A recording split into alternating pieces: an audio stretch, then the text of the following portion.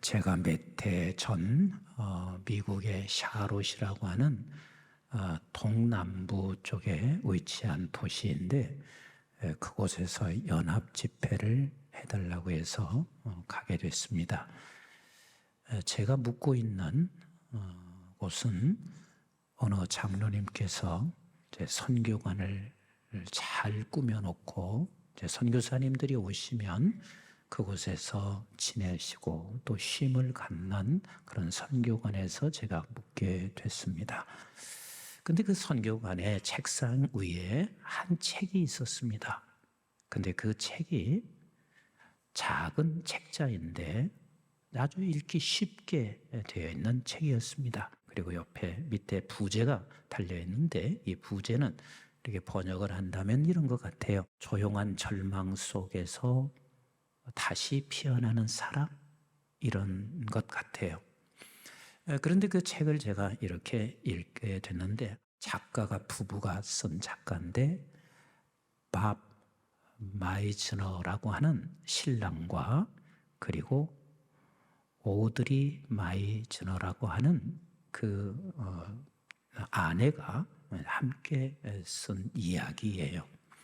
그런데 이 밥이라고 하는 남편 그리고 아내는 오드리라고 하는 여자인데 이 오드리라고 하는 여자분이 그만 외도를 하기 시작해요.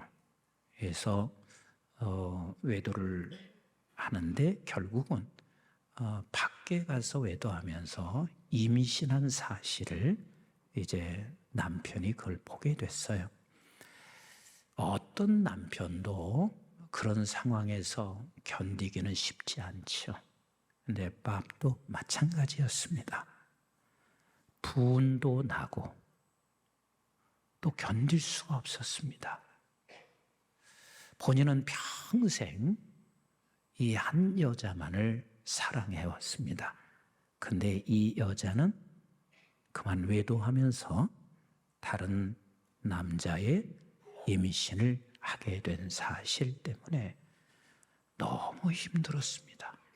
그래서 그 본인은 이런저런 생각을 많이 했어요. 그냥 여기서 끝내자. 이혼해도 될 문제지. 그리고 우리나라 같지 않고 서구 사회에서는 이혼이 그렇게 막 부끄러운 게 아니에요. 그런데 이혼도 못하겠어. 이유는 딱 하나예요. 사랑하는 거예요. 사랑하는 거예요. 그래서 그가 몸부림치며 기도해요. 왜? 용서가 돼야 되는데 용서가 안 되니까 몸부림치면서 기도해. 근데 하나님께서 그에게 평안한 마음을 주셨고 그래서 용서를 해도 이제는 문제는 저쪽 여자가 돌아와야 하는데 돌아오지를 않아.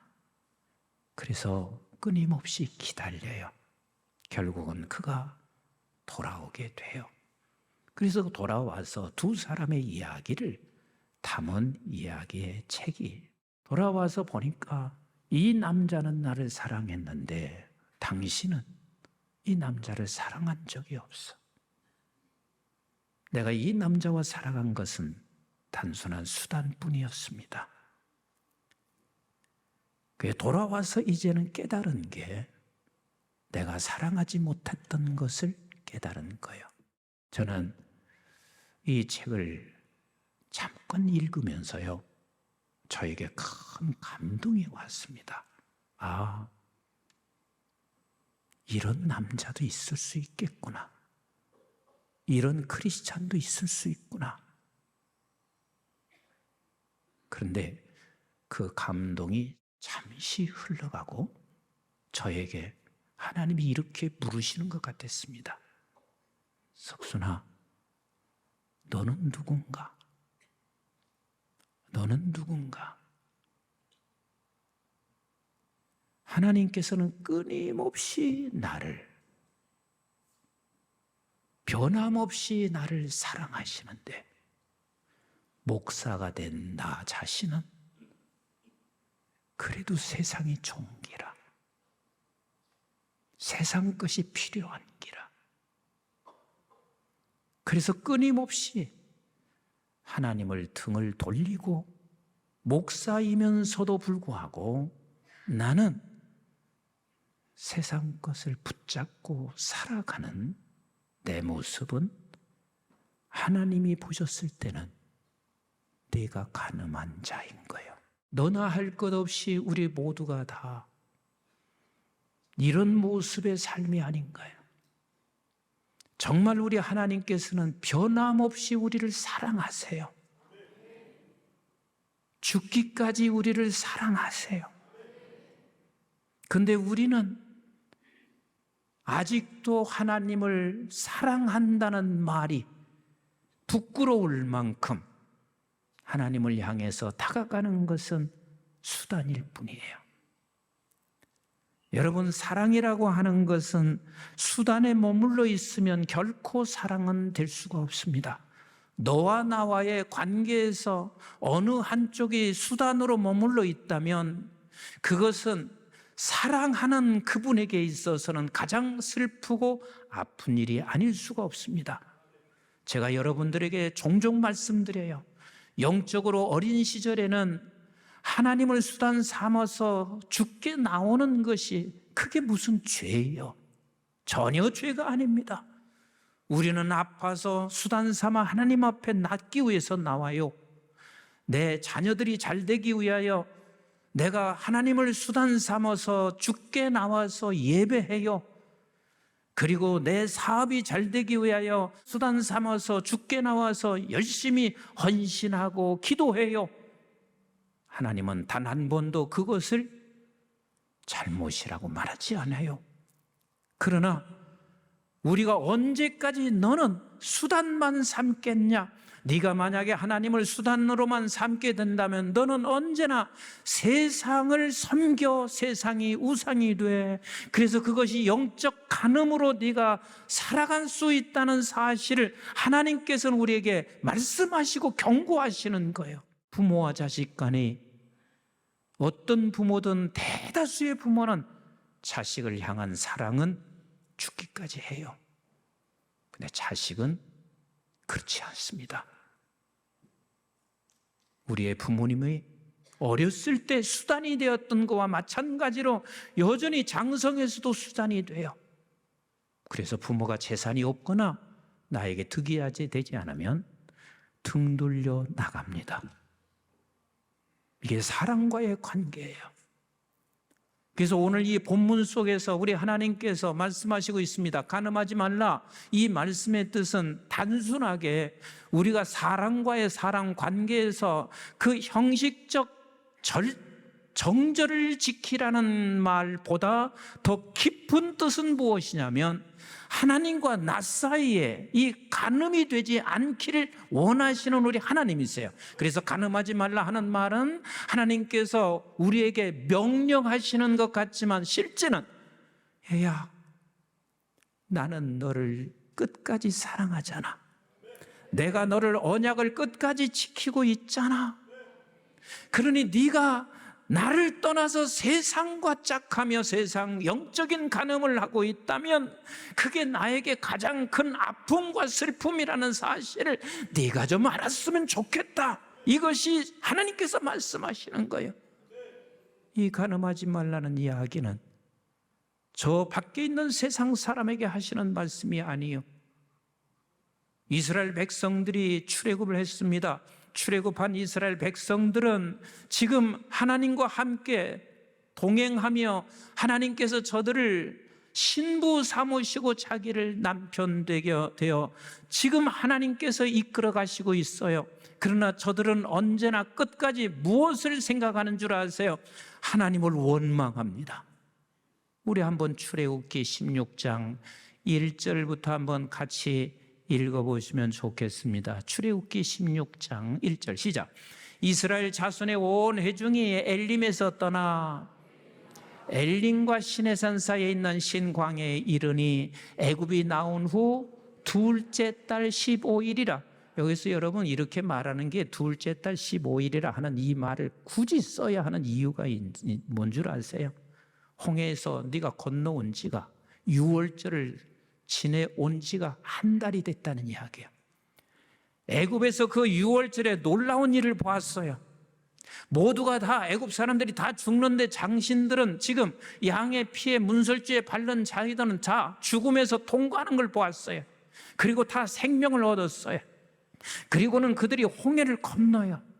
어마어마한 사건 아니에요. 그래서 저들은 하나님 앞에 찬송하고 그리고 하나님께 영광을 돌린 것이 불과 한 달도 채 되지 않아서 저들이 지금 하나님을 원망하기 시작하고 있습니다.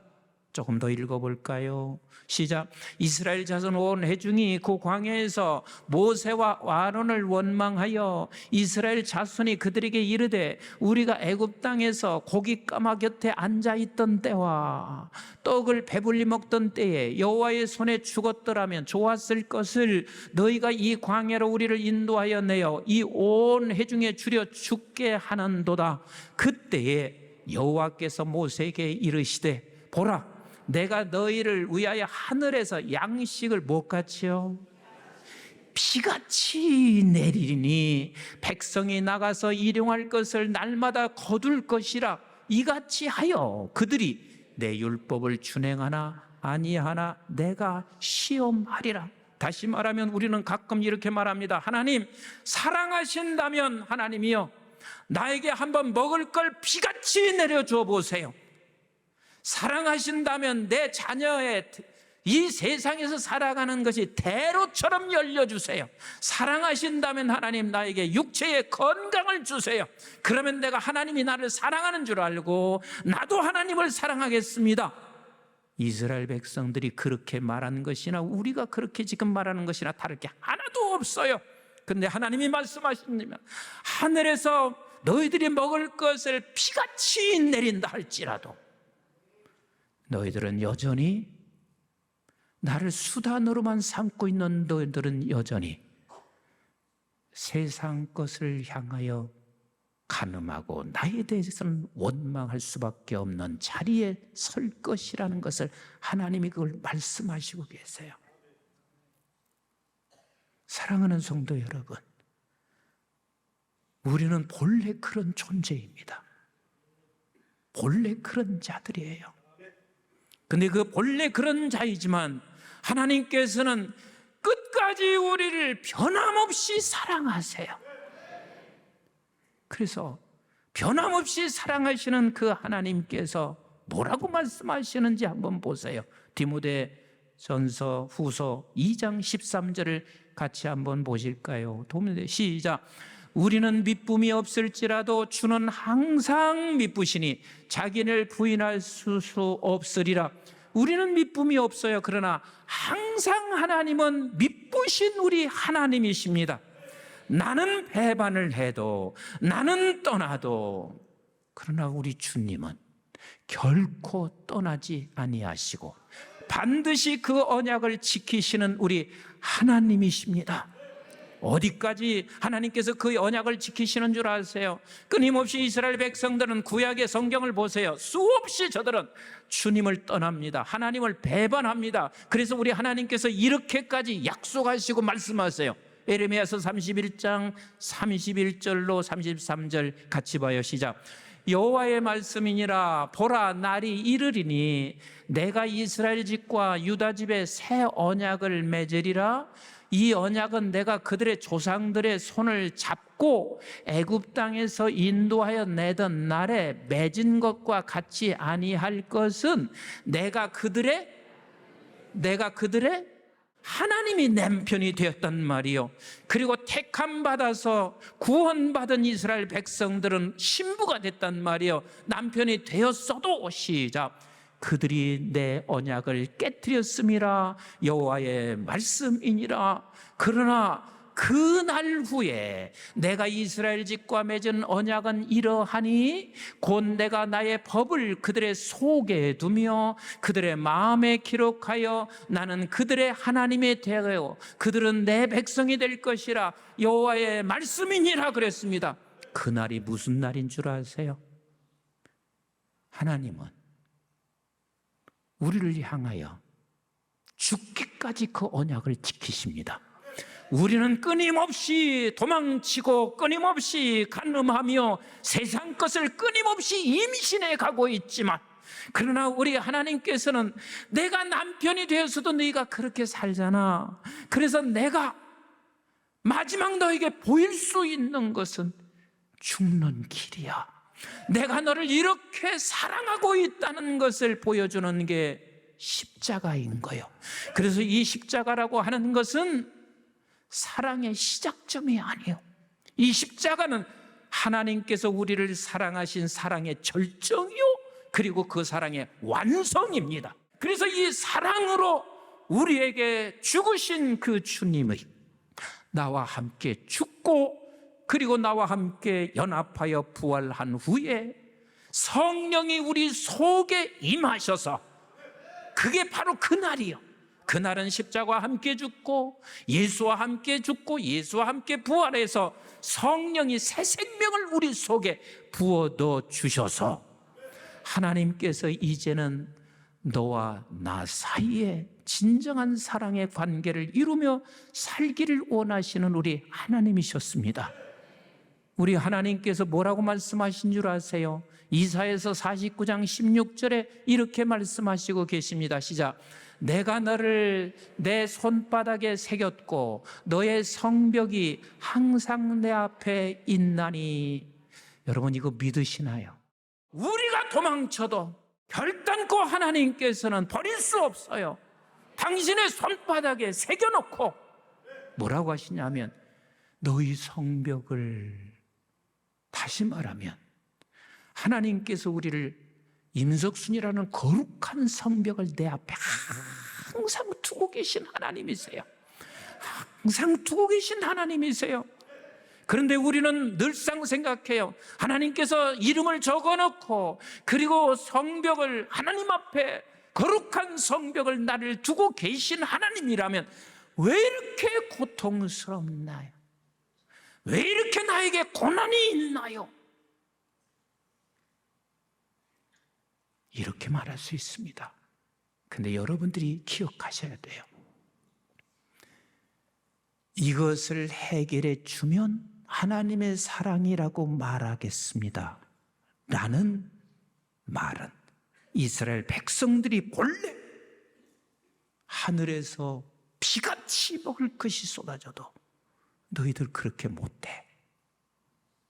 그러면 우리는 무엇을 깨달아야 되냐면, 신약에 살고 있는 저와 여러분들은 십자가의 사랑을 알기를 원하셔야 돼요. 그 십자가의 사랑을 알면 그것이 십자가의 능력이 돼요. 이 십자가의 사랑을 알면 우리 하나님이 여전히 지금 이 상황 속에서도 나와 함께 하시고 내 앞에, 하나님 앞에 나를 두고 가시고 계시다는 사실을 내가 알게 되면 그것이 바로 십자가의 능력인 거요. 이것이 바로 세상을 사랑할 수 있는 능력인 거요. 이 십자가의 능력과 십자가의 사랑을 깨닫고 있는 사람은 결단코 세상이 두렵지 않습니다. 이 세상을 그 어떤 누구도 그런 사람을 감당할 수가 없는 거예요. 사랑하는 성도 여러분, 사순절이라고 하는 고난 주간을, 고난의 시간들을 지내면서 우리는 해마다 지나는 사순절, 또 금년에도 사순절이 왔구나, 이리 생각하시면 안 돼요. 아버지 하나님, 이번 사순절을 통하여 내가 십자가의 사랑을 더 깨닫게 하옵소서. 여러분, 이게 아무것도 아닌 것 같죠? 이걸 깨닫는 것만큼 우리 하나님을 아프게 하지 않아요. 내가 세상에 나가서 간음하여 세상 것을 임신시키지 않아요. 그것뿐인가요? 십자가의 사랑을 아는 것만큼 세상을 이깁니다. 이게 능력입니다.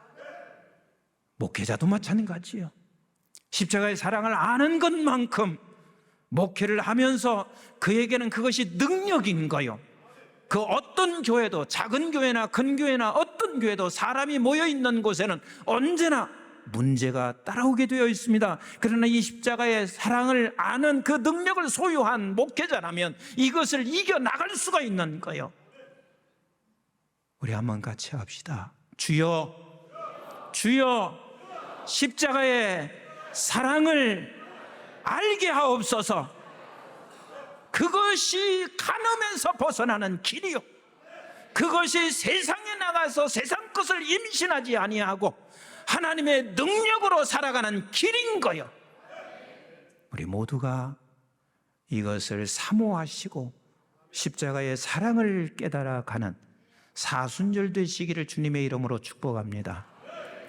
1860년에 남북 전쟁 때, 이때 한 병사가 적군의 총을 맞아서 다 죽어가며 병원실로 옮겨졌습니다. 병실에 옮겨서 죽어가고 있는 그의 입에서 간호사에게 이렇게 부탁합니다. 나에게 예수 사랑하심을 이 찬송 좀 불러줄 수 있나요? 간호사는 기꺼이 그 찬송을 불러줍니다. 숨을 거두어 죽어가는 그 순간, 하나님 지금도 나를 사랑하십니다. 그리고 숨을 거둡니다. 이게 승리인 거예요. 마지막 그 원수 이러면서 죽지 않고 지금도 여전히 하나님이 나를 사랑하시는 것을 마지막까지 붙잡고 가는 게 승리인 거예요. 제가 집회를 가서 563장을 찬송을 부르면서 부르기 전에 이렇게 말했습니다. 나는 563장을 제일 좋아해요. 그리고 찬송을 불렀어요. 그랬더니 예배 마치고 어떤 한 권사님이 제게 찾아오셔서 이렇게 말해요. 제가 참 인상이 깊어요. 목사님, 저도 563장을 너무 좋아해요. 매일같이 그 찬송 불러요. 그래서 제가 권사님께 물었어요. 왜 권사님은 이 찬송 좋아하세요? 하고 물었어요. 그랬더니 권사님이 참 멋진 대답을 하셨습니다. 누구나 나이가 들면 기억력이 상실됩니다. 그리고 누구나 나이가 들면 치매기도 올 수 있습니다. 근데 목사님, 내 소원 한 가지가 뭔 줄 아세요? 내가 기억력이 상실되고 내가 치매기가 온다 할지라도 하나님이 나 사랑하는 것, 이 찬송만은 끝까지 부르다가 죽게 갔으면 해서 지금 내가 건강할 때 매일 이 찬송을 부르고 있어요. 참 도전이 됐고 은혜가 됐습니다. 제가 왜 이 말씀 드리는 줄 아세요? 진짜 중요한 것은 우리 하나님 앞에 서기 전까지 간음하지 않아야 돼요. 하나님은 끝까지 우리를 사랑하시는 하나님이세요. 절대 변치 아니하시는 우리 하나님이세요. 근데 나는 자꾸 세상을 좋아합니다. 세상 것만 추구합니다. 그래서 세상이 우상이 됩니다. 여러분, 내가 힘든 일이 있고 어려운 일이 있을 때 내가 세상의 것에 영적 간음자가 되지 않으려면 염려거리가 있으면 기도의 자리로 오셔야만 합니다. 내가 세상의 영적 간음자가 되지 않기 위해서는 세상의 소리를 믿기보다는 하나님의 말씀의 소리를 듣고 믿을 수 있어야 합니다. 내가 세상을 보는 것보다는 하나님을 보고 그분을 신뢰할 때만이 우리는 세상의 영적 간음자가 되지 않게 되어져 있습니다. 사랑하는 성도 여러분, 말씀 마무리합니다. 하나님께서 우리를 사랑하셨습니다. 십자가에 죽기까지 사랑하셨습니다. 이것을 끝까지 붙잡고 오늘 또 그 사랑을 깊이 깨달아 알아가는 우리 성도들 다 되시기를 주의 이름으로 축원합니다. 마지막까지 하나님이 나를 사랑하셨습니다. 이 고백하며 주 앞에 서기를 주님의 이름으로 간절히 축복합니다.